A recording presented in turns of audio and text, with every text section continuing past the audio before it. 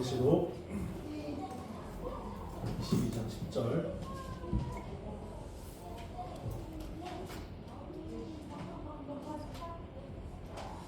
We will read the Bible, Korean first, English next, please.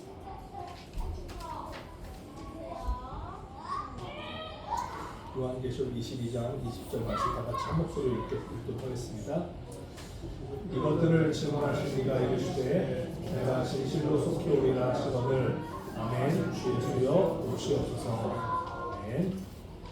The one who bears witness to these things says, Surely I am coming soon. Amen. 기도하고 말씀 나눕니다. 하나님, 이 시간 주의 말씀을 듣습니다. 성령님 역사하여 주시고 이 말씀이 능력이 되어서 우리 삶 가운데 예배의 기쁨이 회복되어 줄 수 있는 복된 말씀, 살아가는 맛이 나는 신앙생활에 정말 그 능력이 있는 복된 말씀 보여줄 수 있도록 역사하여 주옵소서. 예수님 이름으로 기도드립니다. 아멘. 아멘. 오늘은 우리가 요한계시록 본문을 읽었지만 누가복음 2장 본문을 가지고 아멘, 주 예수여 오시옵소서라는 제목으로 말씀을 나누도록 하겠습니다. 우리 양옆에 계시는 분들과 인사하겠습니다. 메리 크리스마스. Merry Christmas. Merry Christmas. 성탄절이 되면은 우리는 메리 크리스마스라고 인사하잖아요. 근데 이 뜻은 알고 인사하셔야 되잖아요. 메리 크리스마스가 무슨 뜻일까요? 메리는 기쁜, 즐거운, 크리스마스는 크라이스트 메스. 크라이스트는 그리스도고 메스는 예배입니다. 즐겁게 예수님께 예배합니다가 메리 크리스마스예요. 그 성탄절은 예수님께 기쁨으로 예배를 드리는 날입니다. 그냥 파티하고 선물 주고받고 찬양하고 즐거워하는 날이 아니라 정말 예수님께 기쁨으로 예배를 드리는 날이 성탄절의 본질입니다. 그래서 오늘 우리가 드려지는 이 성탄 감사 예배가 하나님께서 예수님께서 기쁘게 받으실 수 있는 그런 예배가 되기를 소망합니다. 오늘은 누가복음 2장을 가지고 말씀을 나누려고 하는데요. 누가복음 2장에는 예수님의 초림에 관한 기록이 적혀 있습니다. 초림이 뭔지 아시죠? 다시 오시는 걸 재림이라고 말하고 예전에 2000년 전에 오신 것을 초림이라고 말합니다. 누가복음 2장을 보면 예수님이 초림하셨을 당시, 이 세상에 처음 오셨을 당시에 예수님을 만나 배웠던 사람들에 대한 내용이 기록이 되어 있습니다. 우리는 초림 당시 예수님을 만나 배웠던 그들의 모습을 통해서 우리가 어떻게 살아야지 예수님의 재림을 기쁘게 맞이할 수 있는지 여기에 대해서 오늘 말씀을 살펴보고자 합니다. 누가복음 2장 1절은 이렇게 시작합니다. 그때 가이사 아구스토가 영을 내려 천하로 다 호적하라 하였으니, 이 장의 내용이 호적으로 시작하죠. 호적이 중고등부는 모르더라고요. 뭔지. 호적을 어르신들은 다 아시죠? 호적이 뭔지. 뭐 좀 쉽게 표현하면은 이 호적을 등록하라 이 명을 내렸다는 것을 인구조사하라고 명을 내렸다라고 이해하시면 됩니다. 예수님이 태어나실 당시에 로마는 14년에 한 번씩 자기들이 다스리고 있는 모든 사람들의 세금 징수를 위해서 인구조사를 명령했습니다. 뭐 오늘날에는 설문지나 아니면 인구조사원이 가가호 방문을 하든지 아니면 요즘은 앱으로 하는 것 같아요. 그런 식으로 인구조사를 하지만 당시에는 모든 사람들이 자기 고향에 가서 호적을 신고해야 됐습니다. 이게 로마 황제의 명령이었죠. 어떤 사람도 어길 수 없는 아주 무서운 명령이었는데 그건 14년에 한 번씩 반드시 자기 고향에 가서 인구조사, 호적 신고를 해야 됩니다. 요셉과 마리아도 예외는 아니었습니다. 이들은 나사렛에서 살고 있었죠. 나사렛에 살다가 이 호적 신고를 위해서 베들레헴으로 방문하게 됩니다. 거리가 꽤 걸려요. 나사렛은 북쪽이고 베들레헴은 남쪽, 약간 중남부 정도 위치에 있는 도시입니다. 근데 가는 날이 장날이라고 호적을 하러 가는데 마리아가 진통이 와요. 그래서 이제 아이를 낳아야 되죠. 그런데 우리가 잘 알고 있는 것처럼 방을 구하지 못합니다. 우리가 성경을 하도 많이 봐가지고 예수님의 출생에 대해서 낭만적으로 생각하는 경향이 있어요. 예수님 출생 때 예수님이 왜 방을 구하지 못했어요? 이유는 예수님이 마리아가 방을 구하지 못했던 결정적인 이유가 뭐예요? 사람들이 많아서 여간에 방이 없어서 다 이렇게 알고 있죠. 그리고 마가복음에서 아주 그냥 은혜롭게 예수님을 출생하셨다라는 우리가 아주 고증이 안 된 역사가 전혀 검증이 안 된 성경을 봐가지고 성경을 많이 오해하고 계십니다. 베들레헴이요 시골입니다. 엄청 시골이에요. 학자들에 따르면 당시 인구는 약 300명 정도 되었을 거라고 합니다. 300명이에요. 엄청 시골입니다. 300가구 계산해도 시골이에요. 300가구, 300명짜리 작은 마을에 여관이 있었을까요? 없어요. 이 당시 여관은 원래 국경이나 큰 도시에만 존재하는 겁니다. 원래 베들레헴에 여관이 없어요. 그런데 성경을 보면은 첫 아들을 낳아 싸서 고유에 누였으니 이는 여관이 있을 곳이 없음이로라. 성경에 여관이라고 이렇게 단어가 적혀 있잖아요. 목사는 여관이 없을 거라고 얘기하는데 성경에 여관이라고 적혀 있고 뭐가 좀 이상하잖아요. 이 여관이라는 헬라어 단어가 카탈로마 좀 어려운 단어인데 이게 돈을 받고 빌려주는 그런 방을 일컫는 말이 아니고요. 집에 미국 집에는 게스트룸이라는 게 있는 집이 많습니다. 손님이 왔을 때 그 손님한테 내주는 게스트룸을 별도로 있는 집들이 있는데 예전에 우리도 이런 방이 있었죠. 조선시대에 사람방이 있었잖아요. 이 사람방, 게스트룸을 일컫는 말이 이 카탈로마입니다. 그러니까 오늘 본문에 있는 첫 아들을 낳아 강보를 싸서 고유에 누였으니 이는 여관에 있을 곳이 없음이로라. 이 여관은 잘못된 번역이고 빈 방이 없었다라고 번역하는 게 옳습니다. 그 설령 많이 양보해 볼게요. 여관이 없었을 거지만 있었다고 가정을 해보겠습니다. 그냥 그 해석을 다시 한번 해볼게요. 여관이 있었어요. 그리고 아이를 낳으려고 합니다. 그러면 방이 꽉 찼어요. 근데 아이를 낳으려고 하면 그 배를 보고 사람들이 어떻게 반응했을까요? 자기 방 빌려주지 않았을까요? 방 잡은 사람들이라도 여기 안 계실 분 계신가요 혹시? 내가 여관집 주인이에요. 그럼 어떻게 해요? 내 방이라도 주지 않겠습니까? 이게 상식이잖아요. 유대 사회는 그렇게 팍팍한 사회가 아닙니다. 성경 보시면 아시다시피 나그네가 길을 가다가 아브라함 집 근처에 있으면 아브라함이 어떻게 해요? 데려다가 먹이죠. 이게 문화예요. 자기 집 주변에 나그네나 노숙자가 있으면 이게 자기의 수치가 되는 문화입니다. 자기네 집 주변에 어려운 사람이 있으면 그들을 먹이고 재우고 구제하는 게 율법이었고 유대 사회의 아주 중요한 문화였습니다. 그런데 나그네도 고아도 과부도 챙겨주는 이들이 마리아가 만삭입니다. 배가 불러요. 아이를 낳아야 됩니다. 그런데 방을 안 줄까요? 문화적으로 맞지 않습니다. 율법적으로도 맞지 않습니다. 이스라엘의 문화를 봐도 이해가 되지 않는 상황이라는 거예요. 이게. 게다가 아까 말씀드렸죠. 호적은 어디에 가서 한다? 고향에 가서 한다. 그럼 마리아와 요셉이 베들레헴에 갔다는 얘기는 거기 누가 있다? 친척이 있다는 얘기입니다. 친척이 있는데 갔는데 친척들이 지금 방 한 칸을 안 준 거예요. 이해가 되시죠? 이유가 무엇이었을까요? 왜 마리아와 요셉은 방 한 칸을 고향에 가서도 구하지 못했을까요? 이유는 마리아가 약혼한 상태로 아기를 가졌기 때문에 그렇습니다. 누가복음 2장 5절 그 약혼한 마리아와 함께 호적하러 올라가니 약혼한 마리아와 함께 결혼한 마리아가 아니에요. 지금 약혼한 마리아와 함께 호적하러 올라가니 마리아가 이미 잉태하였더라. 이 소문은 베들레헴에 다 퍼졌겠죠.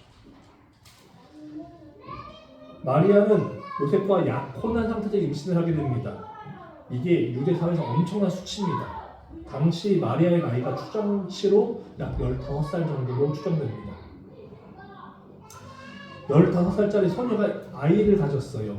요즘 들어도 헉 하는 소리인데 당시 사회에서 그 문화 속에서 이거는요 돌 던져서 죽여야 되는 문화였습니다. 그런 아내를 데리고 요셉이 고향 땅에 가니까 사람들이 방울 주겠어요? 안 주겠어요? 안 주죠. 처녀의 몸으로 임신했던 마리아는 베들레헴에서 아주 부끄러운 존재였습니다. 가는 데마다 문전박대 당하고 손가락질 당하는 그런 상황에서 고향에 간 거예요. 환영받는 상황이 아니었습니다. 그래서 아무도 방을 안 준 거죠. 없어서 못 준 게 아니에요. 안 준 겁니다.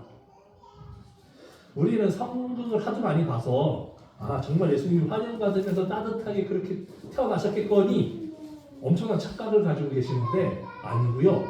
철저한 외면 속에서 차가운 시선 속에서 아무도 환영해주지 않는 쓸쓸함 속에서 어떻게 마법관 일을 하나 찾아서 들어가가지고 간신히 아이를 낳은 겁니다. 아주 쓸쓸하고 우울하고 불편한 상황이라는 거죠. 예수님이 마법관 태어나신 그 상황은 따뜻하지 않아요. 엄청 쓸쓸합니다. 눈물 나는 상황인 거죠, 진짜. 오늘날 우리는 예수님 태어나신 성탄절을 정말 기뻐합니다. 설레입니다. 성탄절이 다가오면 설레이죠. 그런데 정작 2000년 전 예수님 태어나신 그 당시, 초림하실 당시의 그 상황은 아무도 기뻐해주지 않았습니다. 환영해줄 사람이 없었어요. 그렇게 예수님은 사람들의 차가운 시선과 외면 속에서 이 세상에 오셨습니다.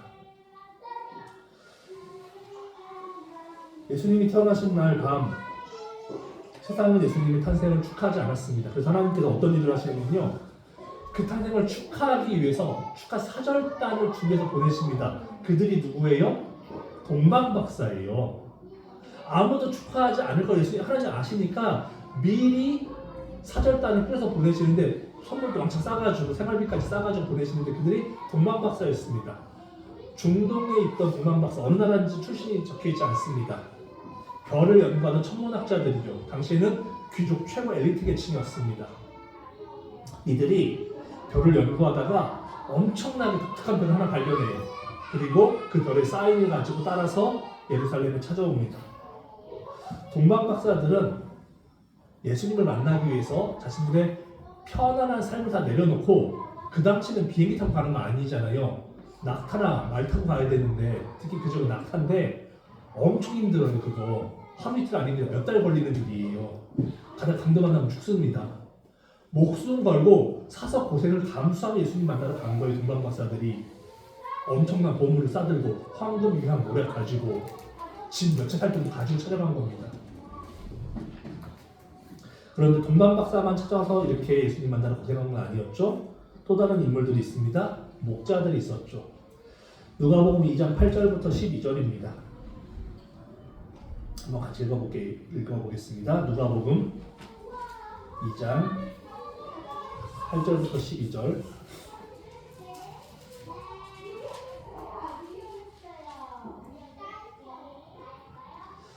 누가복음 2장 8절부터 12절 다 같이 읽겠습니다.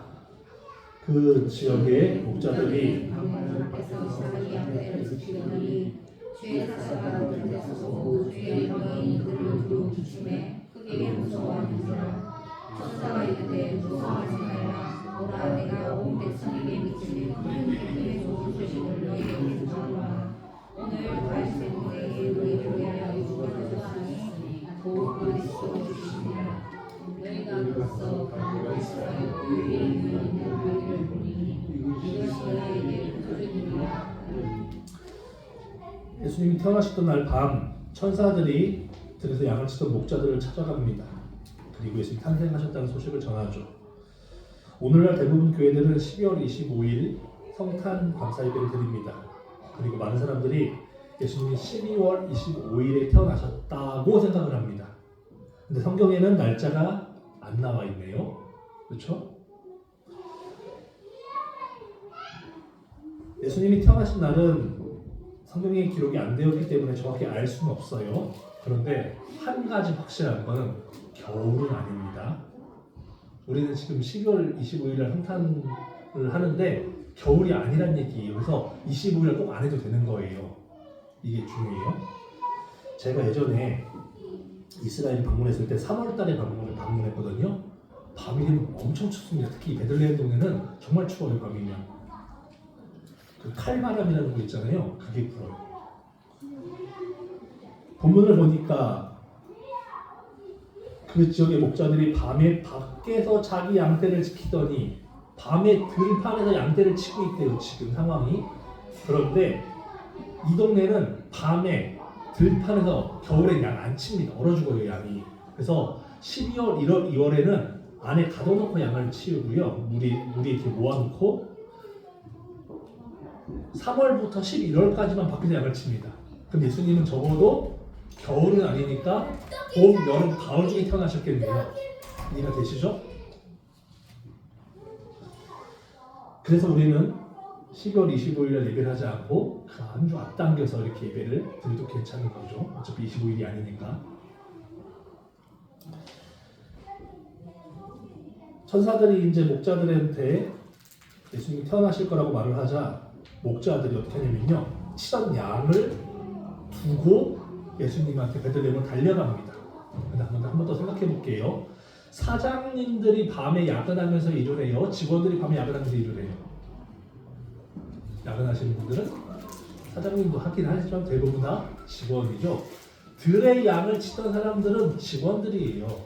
그 양의 주인은 양을 안 칩니다. 가서. 이해가 되시죠? 무슨 상황인지. 양의 라반의 양을 야곱이 쳤죠? 그 양의 주인은 라반이었어요? 야곱이었어요? 주인은 안 치는 거예요. 나가서. 이 사람들은, 이 목자들은 자기 양이 아닐 가능성이 아주 높습니다. 그런데 천사가 예수님이 태어나셨다는 말을 전해주자 이들은 그 양을 들에 놓고 예수님한테 찾아가요. 베들레헴에. 이 얘기가 뭐예요? 잘릴 각오하고 직장 잃어버릴 각오하고 예수님을 찾아간 겁니다. 목자들은 하루 벌어 하루 먹고 사는 사람들이잖아요. 동방박사하고 달라요. 동방박사들은 부자고 능력 있고 실력이 있어서 재산이 많아서 왔다 가면 괜찮아요. 근데 이들은 잘리면 답이 없어요. 그럼에도 불구하고 예수님을 만나기 위해서 더 내려놓고 베들레헴으로 달려갑니다. 오늘 본문을 보니까 예수님 초림 당시 예수님을 기쁘게 맞이했던 사람들은 몇 명 안 되네요. 마리아와 요셉, 동방박사들 3사람, 그리고 그들의 수행원들이 있었을 거예요. 몇십 명. 그리고 목자들 몇십 명? 100명 안쪽이겠죠. 다 해봐야. 이들에게는 공통점이 발견이 됩니다. 예수님을 만나기 위해서 대가를 지불했다는 겁니다. 마리아와 요셉 손가락질 받으며 살았어요.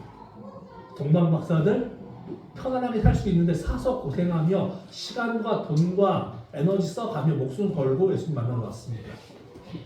목자들 직장 걸고 찾아갔네요. 쉽게 만난 사람이 없어요. 예수님을 기쁘게 만났던 모든 사람들은 다 사서 고생하고 대가를 지불했습니다.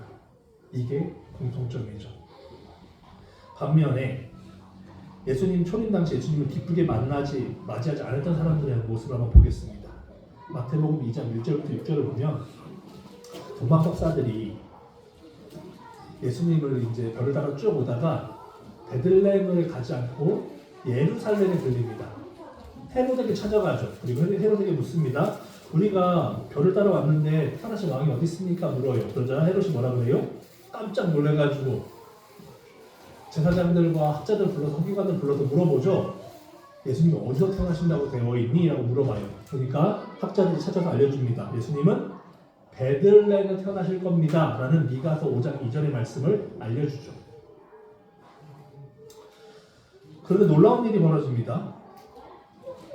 예수님이 베들레헴에 태어날 거라고 알려줬던 그 학자들도, 베들레헴 사람들도 아무도 동방박사들 따라서 예루살렘에 안 갔습니다. 유대인들은 메시아를 기다리는 사람들이에요? 안 기다렸던 사람들이에요?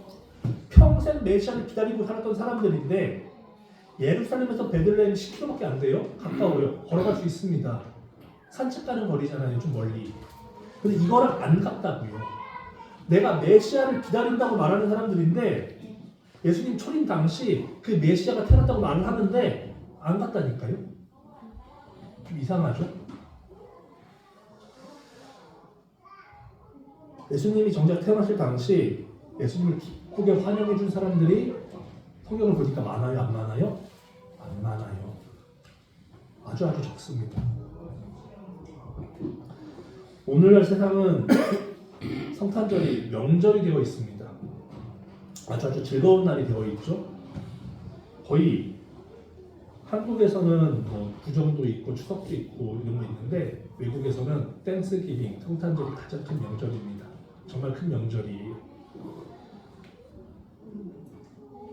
그런데 정작 2000년 전 예수님이 탄생하실 그 당시에 그 성탄절을 기뻐했던 사람들은 많지가 않았습니다. 거의 없었어요. 보니까 뭔가 이상하죠. 심지어 메시아를 기다리던 유대인들조차도 예수님이 태어나신다는 소식을 듣고 안 찾아갔어요. 안 기뻐했어요. 뭔가 되게 많이 이상합니다. 그런데 이 이상한 일이 2000년이 지난 오늘날 교회에서 동일하게 벌어지고 있습니다. 2000년 전은 이상한 게 아니에요. 지금 교회도 이상해요. 동일하게 이 일이 똑같이 벌어지고 있습니다. 오늘날 우리는 성탄절을 엄청 기뻐합니다. 모든 교회들이 이번 주에 행사예요.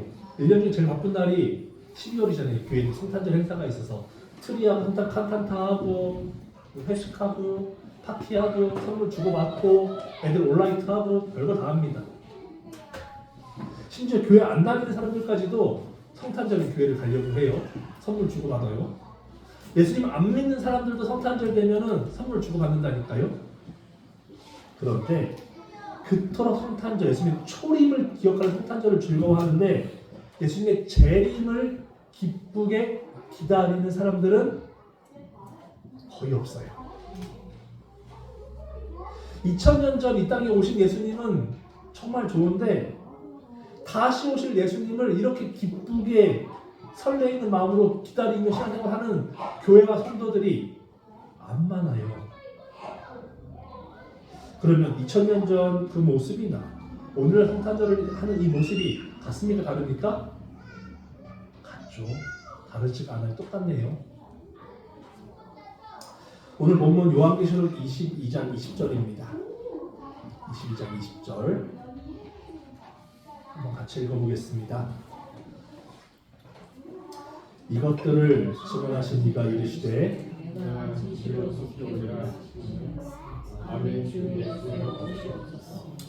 요한계시록 22장 20절 21절이 마지막 구절인데요. 이것들을 증언하신 이란 요한계시록은 예수님이 사도 요한한테 계시를 설명하십니다. 1, 2, 3장 예수님이 직접 설명하셔요. 그래서 예수님이 말씀하시는 거예요. 예수님이 요한한테 내가 진실로 속히 올 거야 라고 말씀하십니다. 그러니까 사도 요한이 아멘 주 예수여 오시옵소서라고 대답하죠. 이 아멘 주 예수여 오시옵소서 이거를 마란나타라고 해요.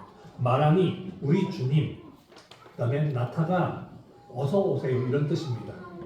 그래서 마란나타는 아멘을 빼고 주님 어서 오세요 이 뜻입니다. 초대교회 성도들은요 아침에 이렇게 만나잖아요. 그럼 마라나타라고 인사했어요. 주님 어서 오세요. 이들의 인사가 주님 어서 오세요였어요. 초대교회는 진짜 예수님 빨리 오시기 원했습니다. 그런데 요즘 교회는요 마라나타라고 인사를 못하죠. 예수님 빨리 오시면 큰일 나거든요. 집도 사야 되는데 대출금도 갚아야 되는데 애들 뒷바라지도 해야 되고 손주도 봐야 되고 결혼도 해봐야 되고 연애도 해야 되고 여행도 가야 되고 할 일 많잖아요. 세상에서 어떻게 보면 것도 많잖아요. 조금 더 살아야 되잖아요. 조금 더 이제 누려봐야 되고 좀 더 즐겨봐야 되는데 예수님 지금 오시면 좀 입장이 곤란해지잖아요. 그래서 우리는 예수님 사랑합니다. 그런데 좀 천천히 오시면 안 될까요? 가 우리의 진심이죠. 본심이 그래요. 성탄절 이렇게 기분 좋게 찬양하고 파티하고 예배 드리고 예수님은 천천히 오시면 더 좋은데요. 그러면 우리의 모습과 2000년 전 그들의 모습은 똑같습니다. 다르지가 않아요. 그 이상한 모습이 똑같다는 얘기예요. 고린도전서 16장 22절 같이 한번 읽어볼게요. 고린도전서 16장 22절.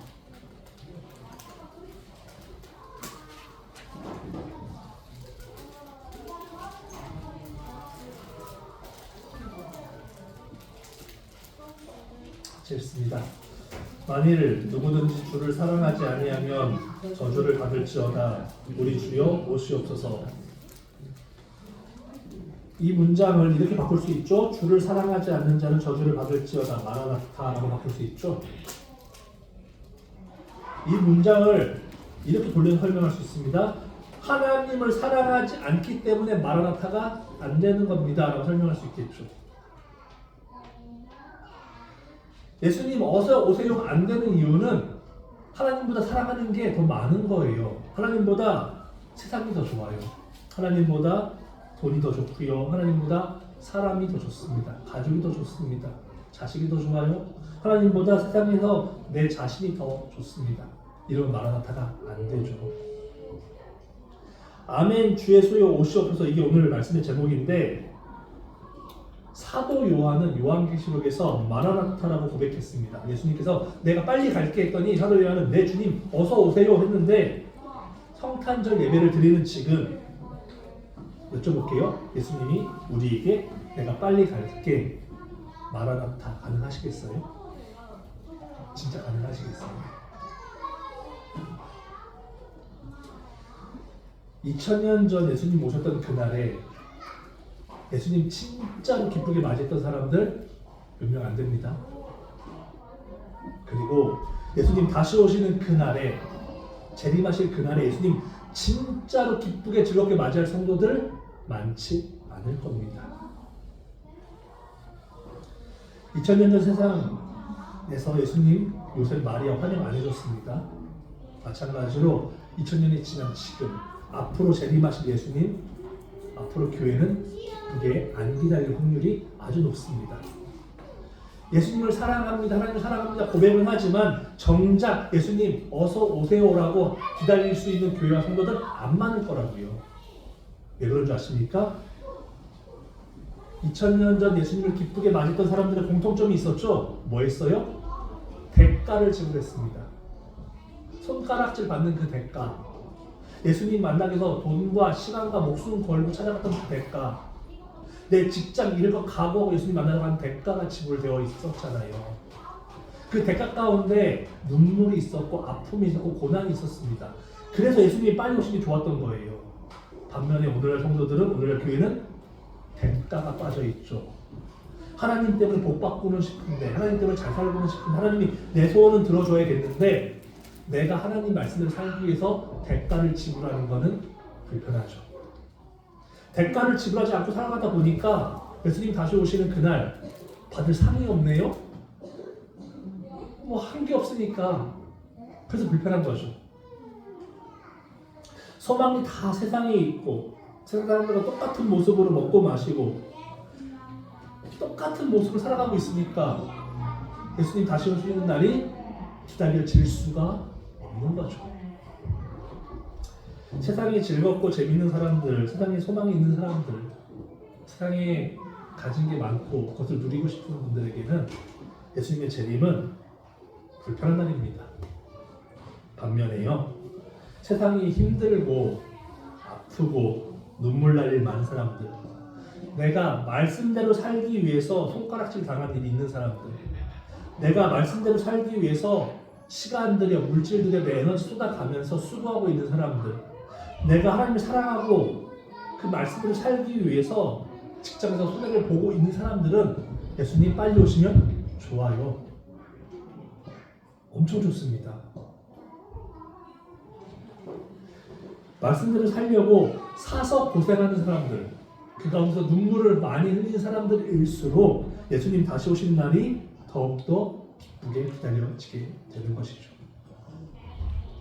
저는 참빛교회 모든 성도들이 예수님 다시 오시는 날을 기쁘게 맞이할 수 있기를 소망합니다. 그러려면요, 마리아 요셉처럼 손가락질 받을 각오하고 사셔야 돼요. 동방 박사들처럼 신앙생활 편하게 하는 거 아니고요, 돈 들이고 에너지 쓰고 시간 들이고 내 삶을 갈아 넣어야 됩니다. 목자들처럼 직장보다 하나님 일이 더 중요해야 돼요. 말씀을 사는 게 중요해야 됩니다. 그런 각오로 자식 키우고 그런 각오로 결혼생활 하는 건 그런 각오로 직장생활 하셔야 됩니다. 그렇게 눈물 흘리며 살아가야지 우리가 예수님 다시 오시는 게 기쁘게 맞이할 수 있는 거죠. 부디 마리아와 요셉처럼 동방박사들처럼 목자들처럼 사서 고생하면서도 그것을 부끄럽게 생각하지 마시고 불편하게 생각하지 마시고 그게 옳다고 내가 주를 위해서 사서 고생하는 게 바른 길이라는 사실을 꼭 깨달으시고 그렇게 열심히 수고하시면서 다시 오실 예수님 언제 오셔도 기쁘게 맞이할 수 있는 참빛교회 모두 성도들이 되시기를 주님 이름으로 축원드립니다. 옆에 계시는 분들과 이렇게 인사하겠습니다. 마라나타 한번 인사해볼게요. Let's greet each other with say 마라나타. 한 번 더 인사해볼까요? Say Lord's come. Jesus come. 우리 찬송가 122장 찬송할 텐데요. 예수님 어서 오시옵소서라는 고백하면서 내가